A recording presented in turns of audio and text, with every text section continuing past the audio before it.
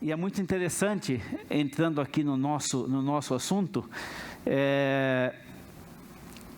Natal é tempo de cantar, né? Muito interessante. Se canta muito no Natal. Se canta muito na Páscoa também. E alguém uma vez disse, um pastor conhecido, falou assim, acho que o cristão canta bastante, os crentes cantam bastante, porque tem motivos para cantar. Tem muitos motivos para cantar. E hoje de manhã, o que eu vou fazer aqui, eu fui no final de novembro, começo de dezembro, eu fui, vamos dizer assim, desafiado. Alguém me falou assim, por que você não escreve alguns textos de devoção sobre o Natal, que a gente possa usar em nossas famílias? Eu estou dizendo isso de alguém que faz parte do mesmo movimento que nós fazemos parte, o famoso movimento Três Ondas, que a gente trabalha aqui em toda a América do Sul, com a finalidade de alcançar os grupos indígenas não alcançados, especialmente da Amazônia, tanto a Amazônia brasileira como a Amazônia venezuelana, Suriname, todos os países amazônicos e das terras baixas. E eu topei o desafio de fazer isso. Eu já mandei para bastante gente, já mandei para todos os meus colegas do movimento. Então, com isso, eu produzi os textos em português e depois coloquei em espanhol também. E ele saiu nesse formato aqui. Está um pouco distante para vocês verem. Então, o texto é meu, mas a arte não. A arte foi feita por outra pessoa, que é mais artista que eu, obviamente. E eu chamei exatamente, e eu estou usando esses textos hoje de manhã exatamente pelo fato que se canta no Natal. Então eu chamei esses textos, são todos eles intitulados Canções Natalinas. Então eu escrevi 6 textos para serem usados na semana do Natal. Então, se depois alguém tiver interesse, que eu mando isso para vocês usarem em casa, em família e tudo mais, está disponível, não custa nada. Mas no final de todos os textos, eu tenho essa frase: Natal é tempo de cantar a majestade de Cristo nosso Senhor. E ele tem, basicamente, como é para devocional, ele tem 3 partes. Tem o texto bíblico, tem uma reflexão e tem uma aplicação prática. E eu vou mais ou menos acompanhar isso aqui hoje de manhã, nesta mensagem de Natal. Então, o primeiro texto que eu utilizei, na sequência que eu propus, que deveria acontecer, não é um texto natalino, mas é um hino. Em Romanos 11, 33 a 36, diz assim: ó profundidade da riqueza, tanto da sabedoria como do conhecimento de Deus. Quão insondáveis são os seus juízos e quão inescrutáveis os seus caminhos. Quem, pois, conheceu a mente do Senhor? Ou quem foi o seu conselheiro? Ou quem primeiro deu a ele para que lhe venha a ser restituído? Porque dele e por meio dele e para ele são todas as coisas, a ele, pois, a glória eternamente. Amém. A parte da reflexão diz que, obviamente, isso não é um texto natalino, mas certamente é um hino. E é um hino, eu diria assim, inspirado, composto por Paulo nesses versículos. E ele escreve esse texto no final do capítulo 11 de Romanos, depois de fazer a exposição do capítulo 9, 10 e 11 de Romanos. E ele termina isso aqui dizendo o seguinte: olha, não dá para compreender tudo isso aqui. E todos esses aspectos escritos nesses capítulos, não dá para a gente compreender isso. Isso é revelação de Deus, isso é propósito de Deus. E então ele, em vez de... Porque isso acontece com muita frequência, quando alguma coisa extraordinária acontece, ou quando nós somos expostos a alguma coisa extraordinária, Nós podemos nos maravilhar de duas maneiras: ou nos maravilhar que produza fé, ou nos maravilhar que produza incredulidade. E esse aspecto de maravilhar-se, porque é isso que ele faz nesse texto, fala assim, não dá para entender essas coisas, a mente do Senhor é muito superior, a gente não consegue. Ninguém ficou dizendo para ele lá no começo, na eternidade, o que é que ele devia fazer. E isso está relacionado, eu estou aplicando esse texto ao nascimento de Cristo, porque o nascimento de Cristo tem bastante mistério, tem bastante coisas incompreensíveis a nós. E eu sempre digo que, para que Jesus fosse Jesus, uma das pessoas da Trindade, foi Ele mesmo que precisou ser introduzido pelo Espírito Santo no útero de Maria.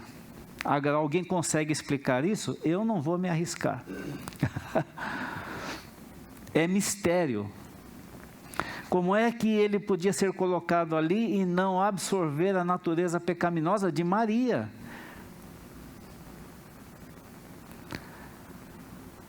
Para ser o nosso Salvador.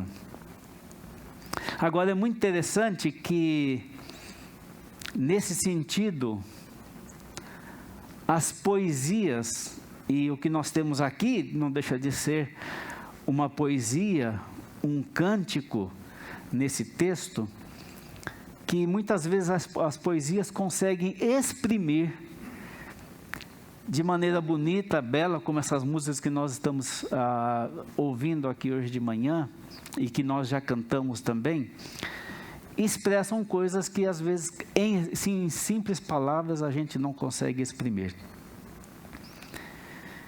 E por isso a poesia é como alguém disse uma vez, né, quando Jonas está dentro da barriga do peixe, ele cita salmos, que são todas poesias. Então ele sabia. E aqui então nós temos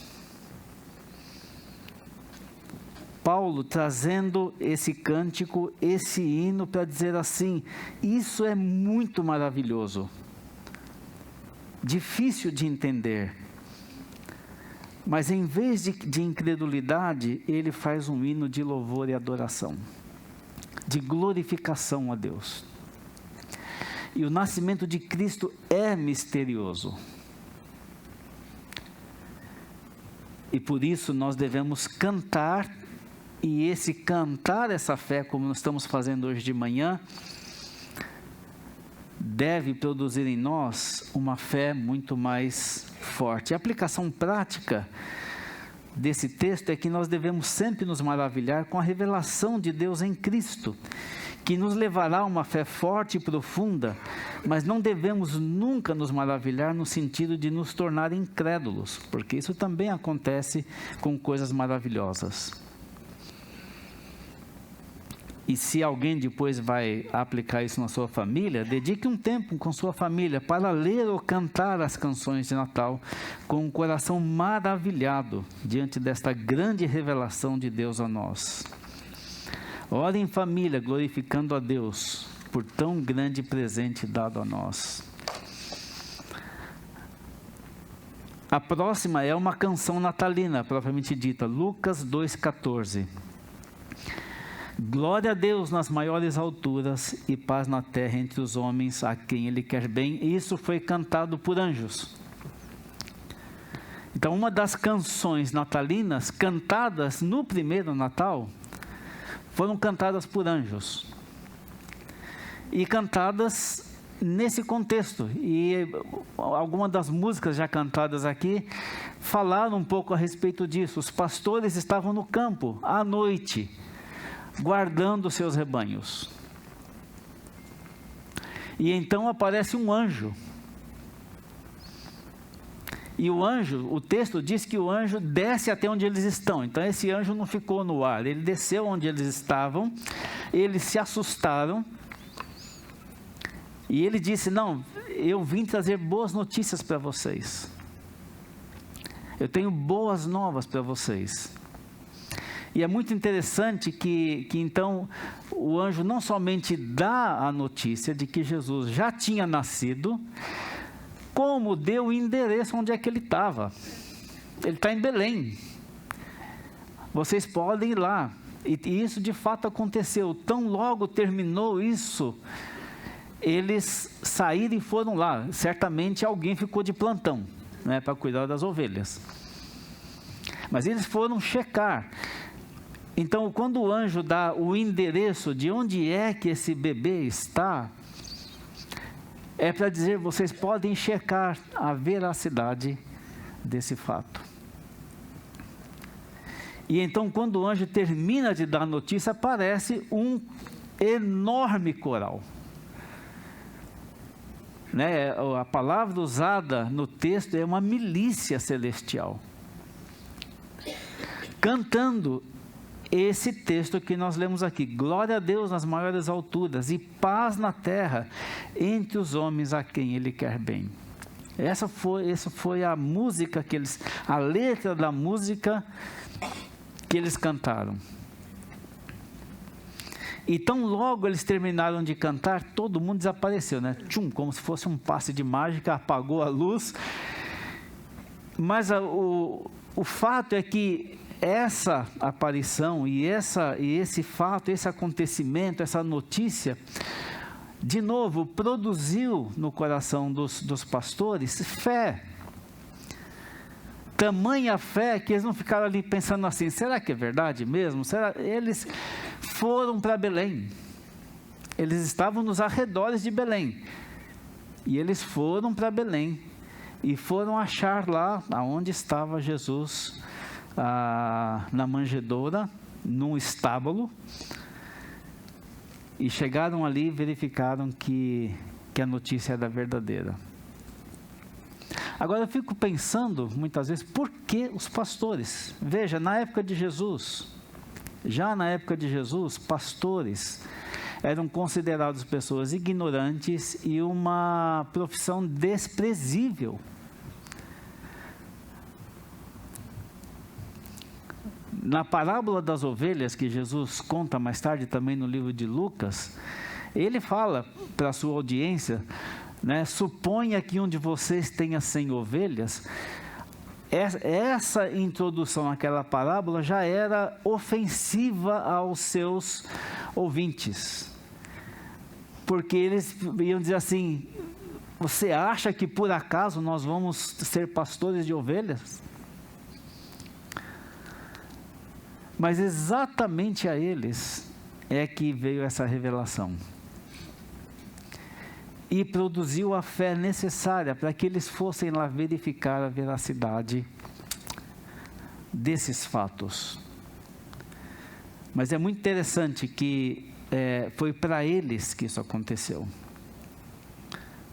E nós devemos então pensar como aplicação prática, primeiro, ainda que estamos ouvindo aqui hoje de manhã, um coral aqui, 2 corais juntos, né, cantando músicas tão bonitas, mas certamente nesse Natal nenhum de nós terá um coral tão especial como aquele, né?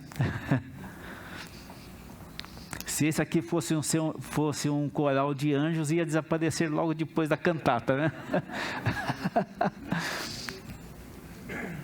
Mas eles continuam aqui. Mas nós todos somos convidados a cantar, mesmo com vozes não tão afinadas. Esta maravilhosa letra cantada pelos anjos naquele dia sem igual. Tal qual aconteceu com os pastores, a nós também nos foi revelado esta maravilhosa notícia, mesmo quando ainda éramos ignorantes a respeito dela. Lembra? Pastores ignorantes, profissão desprezível. Foi a eles que essa notícia foi dada. Não foi dada nos palácios. Nós também recebemos. Como aqueles pastores, que isso aqui é importante, né? Como aqueles pastores, deixe-se envolver pela maravilhosa notícia cantada pelos anjos. O Filho de Deus nasceu e está entre nós, está em nós e entre nós. Esse é o Espírito que precisa tomar conta de nós nesses dias. Ore com sua família em profunda gratidão pela providência de Deus em nos enviar seu Filho amado a este mundo. Não vai demorar, viu, gente? Não é uma resma de papel, não. São só 6 folhas. Em Lucas, capítulo 1, 68 e 69, diz assim: Bendito seja o Senhor Deus de Israel, porque visitou e redimiu o seu povo e nos suscitou plena e poderosa salvação na casa de Davi, seu servo. Esse é o cântico de Zacarias. E o cântico de Zacarias é feito no contexto da revelação e do nascimento de João Batista. Mas o cântico de Zacarias também se refere ao Messias, ao nascimento do Messias. Mas o que acontece é o seguinte: Zacarias era sacerdote. E ele recebeu o anúncio do nascimento de João Batista quando estava de serviço no templo. Lembra? Ele estava lá e o anjo apareceu para ele, anunciou: olha, né, a sua esposa vai ficar grávida e vocês vão ter um filho e vai chamar João Batista e tal. E deu todas as, vamos dizer assim, as informações. E o que aconteceu com Zacarias? Duvidou. E a disciplina da dúvida, no caso de Zacarias, ele ficou 9 meses mudo. Ele ficou mudo, ele só voltou a falar de novo depois que João Batista nasceu. Ainda bem, irmãos, que a gente não é disciplinado com esse tipo de disciplina por causa de incredulidade. Nem mudo, nem surdo, né? Nem cego.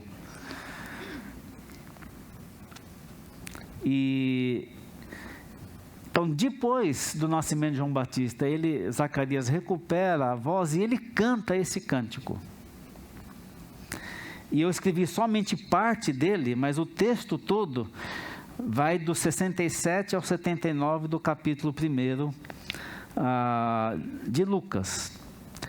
O nascimento de João Batista não foi um nascimento virginal como o de Cristo, mas também foi milagroso, porque eles eram idosos e Isabel era estéril. Então, e também foi anunciado, né? João Batista foi anunciado nas profecias do Antigo Testamento muito tempo antes. Então ele foi anunciado, ele foi preparado, ele foi enviado para ser o precursor, o preparador do Messias que viria. A diferença de idade entre João Batista e Jesus são mais ou menos 6 meses só. E aí então, João Batista, a sua missão era preparar o caminho para o Messias que viria. Nobre e difícil tarefa que ele teve. Então, Zacarias canta esse cântico nesse contexto do nascimento do seu filho.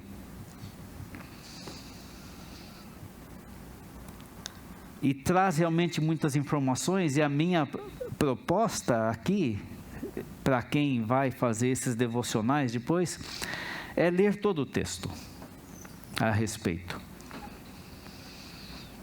Então, a aplicação prática, uma delas é: em família, leia com atenção toda esta canção proferida por Zacarias. Preste muita atenção nos detalhes que a canção contém. Desfrute em família da maravilhosa salvação trazida pelo maravilhoso Salvador Jesus. E como fez João Batista, nestas celebrações natalinas, prepare o caminho para que Jesus seja conhecido e reconhecido por muitas pessoas, enquanto anunciamos a sua volta a esta terra em glória e grande poder.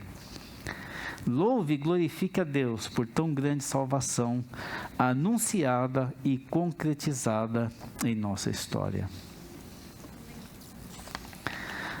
Lucas, capítulo 1, 46 a 48, e isso aqui foi exposto domingo passado pelo Rogério, e tem outros aspectos que eu quero considerar, mas espero que a gente esteja se lembrando da pregação de domingo passado, né? A minha alma engrandece ao Senhor e o meu espírito se alegrou em Deus, meu Salvador, porque contemplou na humildade da sua serva, pois desde agora todas as gerações me considerarão bem-aventurado. Cântico de Maria, que está registrado em Lucas capítulo 1, dos versos 46 até os 55, como eu disse, nós ouvimos a semana passada. Mas essa é uma canção muito especial. E quando eu estou dizendo canção aqui, é porque essas pessoas cantaram isso aqui. Eles cantaram essa letra. Não sei a música que foi. E eu tenho certeza, no nosso contexto cultural, musical que nós temos, se nós ouvíssemos eles cantarem no sistema antigo, a moda hebraica e tudo mais, mesmo que cantassem em português, nós não gostaríamos da música e do ritmo. E é porque é muito diferente. Mas Maria canta essa música depois de receber a anunciação de que ela seria a mãe de Jesus. Maria estava nos seus mais ou menos 13 anos de idade. Ela não era uma mulher formada ela era formada no sentido de poder conceber, mas ela era adolescente. Mas era a idade que as meninas se casavam. Então ela foi preparada em família, né, dentro da sua família, para que quando ela se tornasse mulher efetivamente, pudesse se casar. E ela estava prometida para José. Mas ela tinha essa idade. Mas tinha alcançado maturidade. E também era conhecedora das profecias do Antigo Testamento, era conhecedora das profecias referentes ao Messias. E quando ela recebe essa informação de que é em você que essas profecias serão cumpridas, a Virgem dará a luz, que está lá em Isaías, dada por Isaías,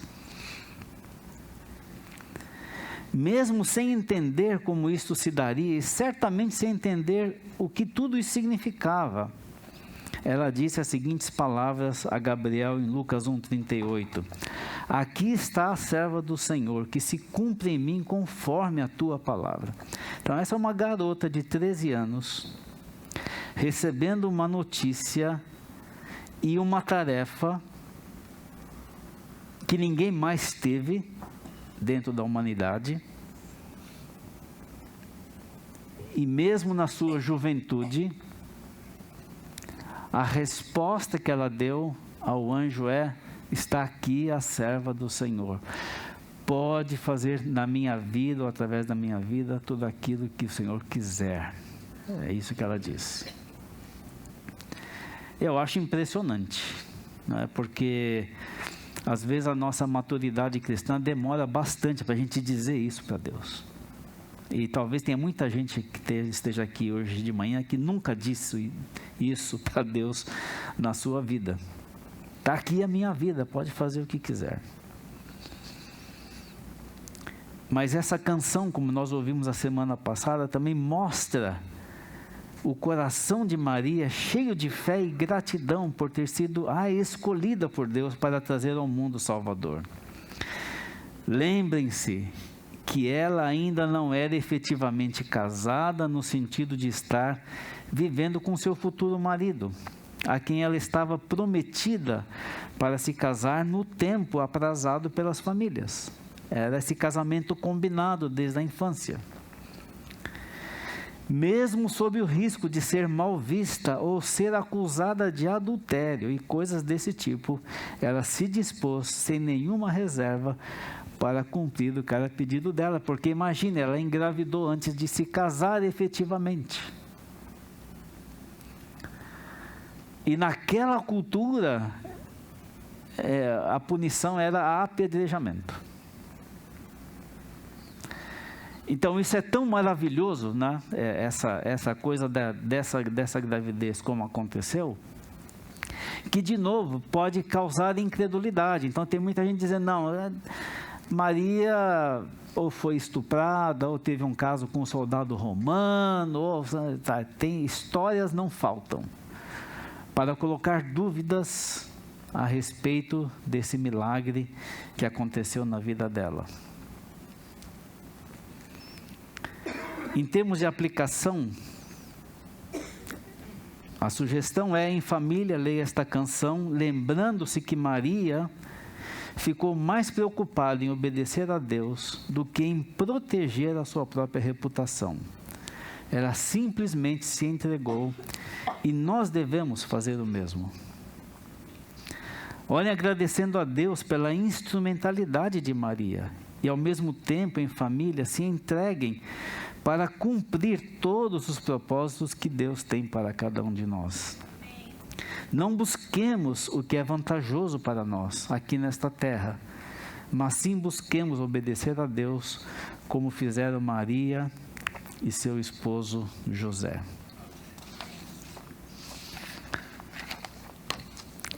Lucas 2, 29 a 32. Agora, Senhor, despede em paz o teu servo, segundo a tua palavra, porque os meus olhos já viram a tua salvação, a qual preparaste diante de todos os povos, luz para a revelação aos gentios e para a glória do teu povo Israel. Esta é uma canção cantada alguns dias depois do nascimento de Jesus. Então José e Maria tinham que cumprir preceitos legais, tanto da circuncisão como da apresentação da criança no templo. Então José e Maria vão ao templo levando Jesus, bebezinho, para ser apresentado e oferecer um sacrifício, como era dito que deveria ser feito na lei de Moisés. E veja, o texto bíblico no Novo Testamento diz que Jesus cumpriu toda a lei de Moisés, inclusive as cerimoniais. Então, desde a sua tenra infância, ele precisava ser circuncidado e precisava ser apresentado no templo. E essa apresentação demandava um sacrifício. E como José e Maria eram pobres, foi apresentado um par de rolas, pombinhos, porque não tinham dinheiro ou recursos para apresentar um outro animal, uma ovelha ou alguma coisa assim, um cordeiro. Então eles foram, e enquanto eles iam a caminho, não é, Deus, o Espírito Santo, falou com Simeão, falou assim: vai ao templo. E Simeão, então, ele vai ao templo, e aí então José e Maria estão levando Jesus ao templo. Simeão, avisado pelo Espírito Santo, orientado, também vai ao templo, porque a ele tinha sido prometido que ele não morreria antes que visse a salvação, que visse o Messias nascido, Cristo nascido. Então, quando o Espírito Santo avisa: olha, hoje é o dia, você vai ao templo, ele foi ao templo sem duvidar. E quando José e Maria chegam lá, Simeão está lá, um homem idoso. Ele segura o bebê nos seus braços e canta esta canção. Eu fico imaginando a emoção de Simeão, um homem idoso. E veja que no texto ele diz, né, despede em paz o teu servo, eu já vi a salvação. E ele segura o bebê nos braços e canta essa canção.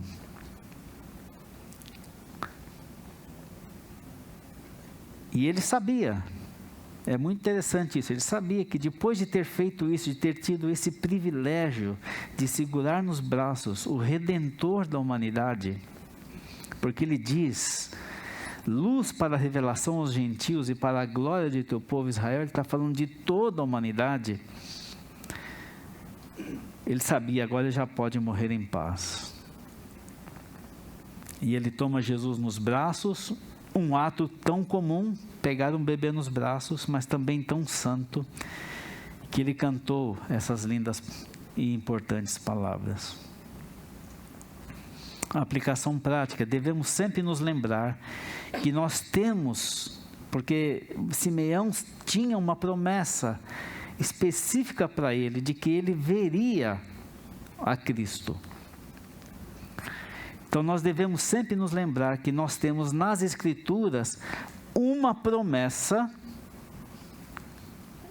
de que todas as promessas que Deus deu na palavra de Deus serão cumpridas em Cristo. Então nós temos uma promessa de que todas as promessas feitas na palavra de Deus serão totalmente cumpridas na pessoa de Cristo. E Simeão experimentou isso naquele dia. Era um bebezinho ainda,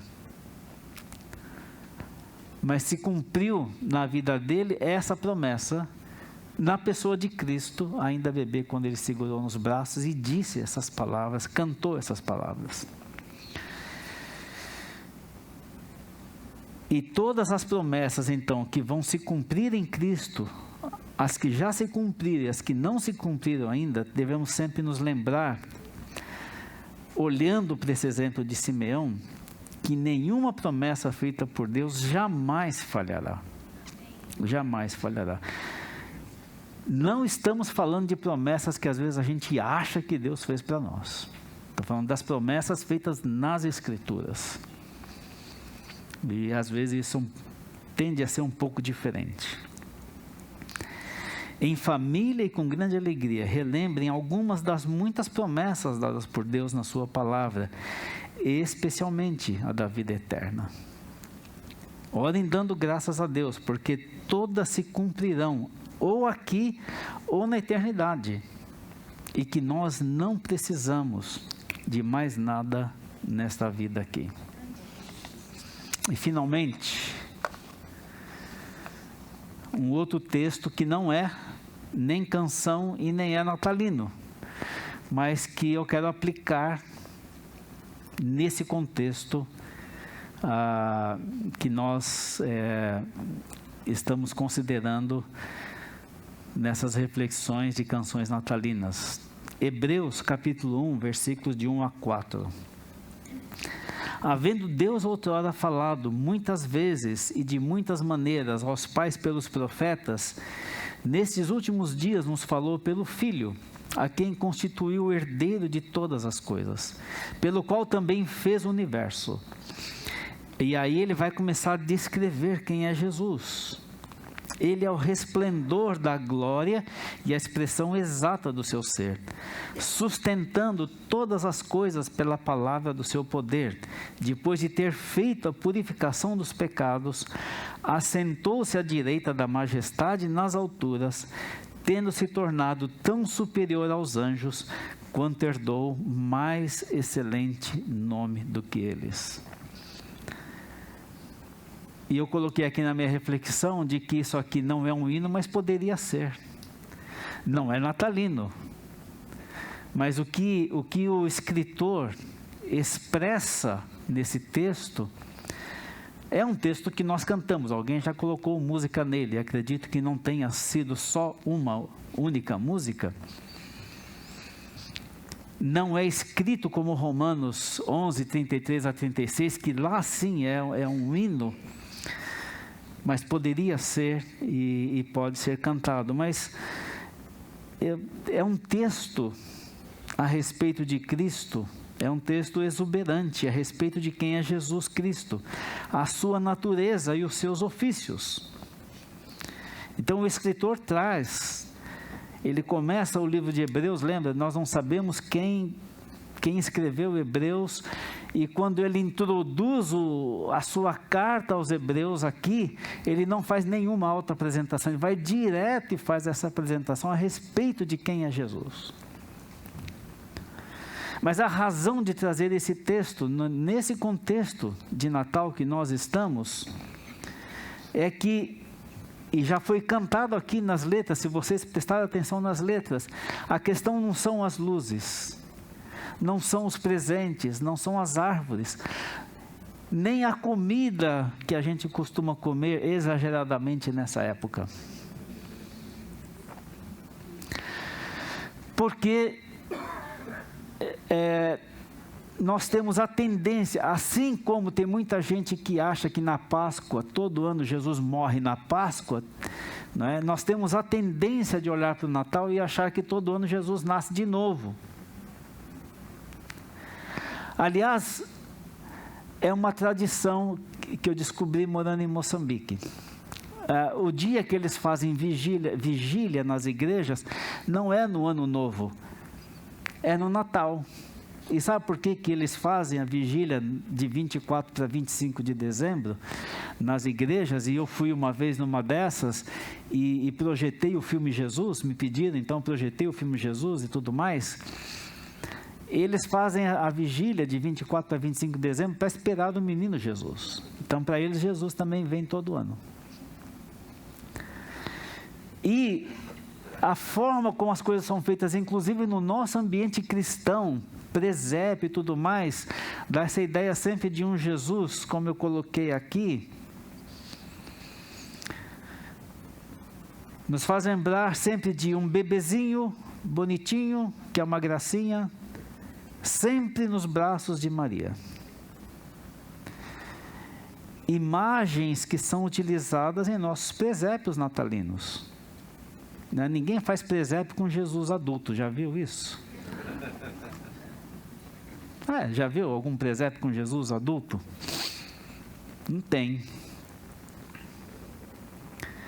E essas imagens, e aqui, obviamente, o que foi cantado aqui traz exatamente, já foi cantado aqui, traz exatamente essas perspectivas, não é? De que ele não é um bebê.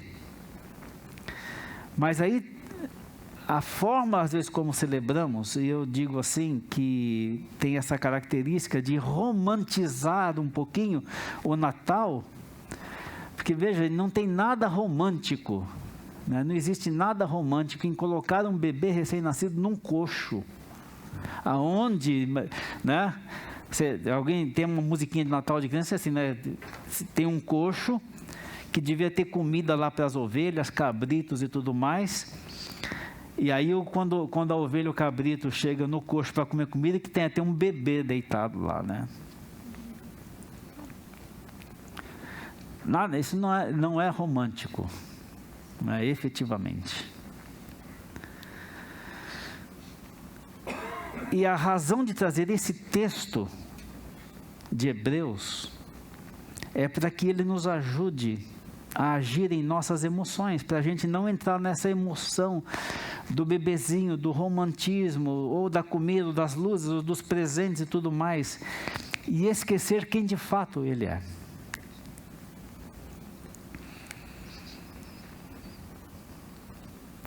Veja que, então, esse texto que revela essa característica de Jesus, depois de ter feito toda a sua obra,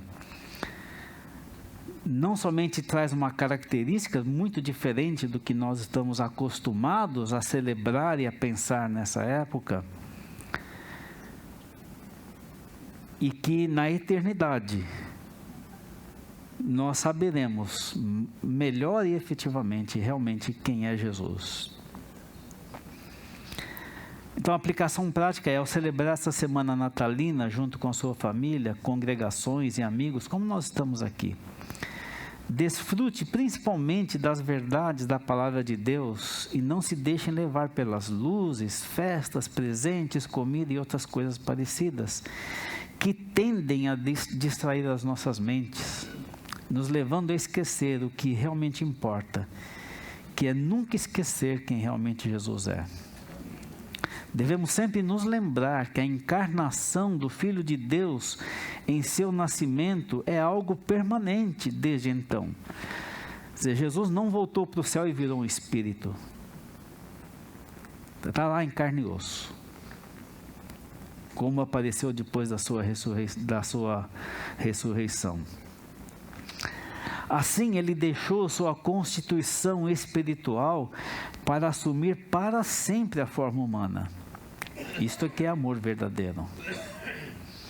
Em família, louve e adore o Rei dos Reis e o Senhor dos Senhores, e se submetam a Ele com humildade e sinceridade. Natal é tempo de cantar a majestade de Cristo, nosso Senhor. Eu vou orar e logo em seguida o coral virá e cantará a última música da cantata, exatamente porque traz essa característica de Jesus o Rei. Obrigado, Senhor, pela Tua palavra. Obrigado que podemos refletir em todas essas características hoje de manhã. Mas nós louvamos e glorificamos o Teu nome. E mesmo muitos de nós que nem podemos cantar muito bem, que possamos ter canções de louvor, adoração e gratidão ao Senhor no nosso coração e nas nossas bocas, porque o Senhor merece todo louvor e toda adoração. Teu Filho Jesus merece todo louvor e adoração. Imperfeito que nós podemos fazer, mas o Senhor merece, e nós nos apresentamos assim diante do Senhor, tal qual nossos irmãos no passado fizeram, depois de receberem essas notícias como nós temos recebido em nossas vidas, que Cristo nasceu, viveu, se entregou, foi morto, crucificado, ressuscitou, está à direita de Deus nos céus, continuando o seu trabalho de interceder por nós e de salvar a vida de todos aqueles que creem nele. Que nós possamos ter isso em nossas mentes nesses dias e não nos enganemos com as coisas que são nos oferecidas em termos de celebrações. Agradecemos também a vida desses irmãos nossos do coral que estão cantando e anunciando através dessas canções a respeito de Teu Filho Jesus. Em nome de Jesus que nós oramos. Amém.